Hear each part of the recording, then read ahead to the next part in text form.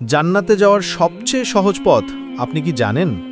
প্রতিটি মানুষই চায় জান্নাত, কিন্তু প্রশ্ন হলো জান্নাতের দরজায় পৌঁছানোটা কি এত কঠিন?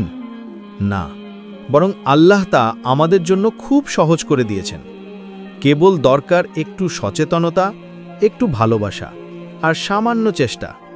রাসূলুল্লাহ সাল্লাল্লাহু আলাইহি ওয়াসাল্লাম বলেছেন, তুমি যেভাবে আচরণ করো ঠিক সেভাবেই তোমার জন্য জান্নাত সহজ বা কঠিন হয়।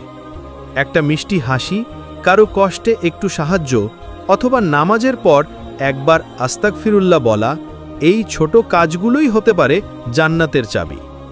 কেউ হয়তো ভাবে জান্নাত তো কেবল বড় আলেম বা মুমিনদের জন্য, কিন্তু আল্লাহ বলেছেন যে ঈমান আনে এবং সৎ কাজ করে তার জন্য জান্নাত। সূরা কাহাফ 107। অর্থাৎ আপনি, আমি, যে কেউ যদি প্রতিদিন ছোট ছোট সৎ কাজ করি, আল্লাহ আমাদেরকেও সেই জান্নাতের পথে নিয়ে যাবেন। জান্নাতের সবচেয়ে সহজ পথগুলো হলো 5 ওয়াক্ত নামাজ আদায়, পিতামাতার আনুগত্য, মানুষের সঙ্গে ভালো আচরণ, কুরআনের সঙ্গে সম্পর্ক রাখা আর সব সময় তওবা করে ফেরা।